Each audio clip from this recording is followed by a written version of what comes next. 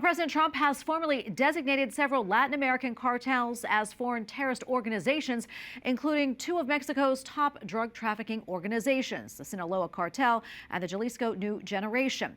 In response, Mexico's President Claudia Sheinbaum said the new designation, in part, quote, cannot be an opportunity for the U.S. to invade our sovereignty. And here to talk to us more about this and what it may mean for the church in Mexico is Jason Poblete, president of the Global Liberty Alliance. Jason, always good to see you, my friend.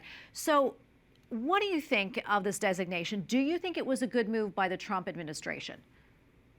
Thank you, Tracy, as always. And yes, I do think it was a much needed move, bringing our policy into the 21st century. Last time I was on your show, I remember we were talking on this topic. We were chatting about how several bishops in Mexico had reportedly been involved in trying to mediate and de-escalate some of the cartel violence. And I said then, and I say now, it's always good to keep the church out of these things. They can be an important interlocutor in certain respects. But from the U.S. standpoint, this is something long coming. And I was very glad to see it because it's ultimately putting our policy in the right posture. I understand where the president of Mexico is coming from, but ultimately they have failed to secure Mexico. And right now, just today, one of the leaders of one of these transnational terrorist organizations from federal prison in New York, up in the United States, threatened the Mexican president, saying, if you don't get me out of here, Mexico is going to collapse. And those are his words, because they're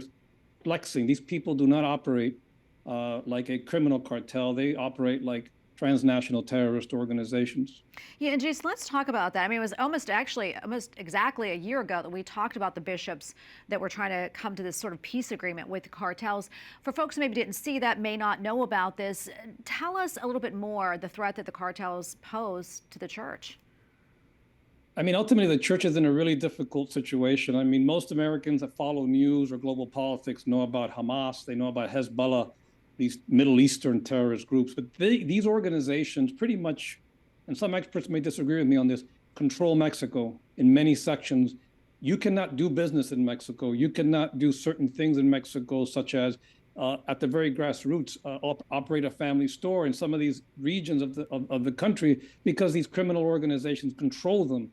And that's what's so important about what this designation has done, is that it's going to help Americans and U.S. financial institutions and others give us more tools to combat some of this and help Mexico. For the church, of course, this puts them in a more precarious situation. I think the church in Mexico cannot afford to be taking sides because they don't have guns, right? The state ultimately is the one that will be called in to support attacks on the church. So they have to straddle a very, very fine line. So this is a challenging time for the Mexican Catholics, but ultimately, America and Mexico need to stand together, work to eradicate these cartels. These people are impacting us here with fentanyl, with human smuggling, and with legitimate businesses. There's a big supply chain, global supply chain issue here that they have managed to penetrate almost every single state along the U.S.-Mexico border, down the eastern seaboard, all the way up to New York and Maine and beyond. So this is going to be a complex process. It's going to take a long time.